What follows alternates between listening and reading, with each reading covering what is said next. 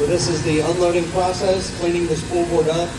Conveyor is going to help kind of separate the parts, gathering the dust in between the cut parts, and let it fall into the dust trough.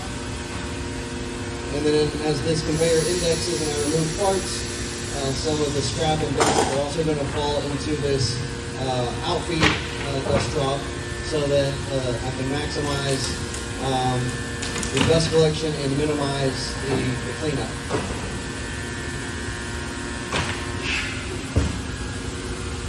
So now the vacuum is on. We're pulling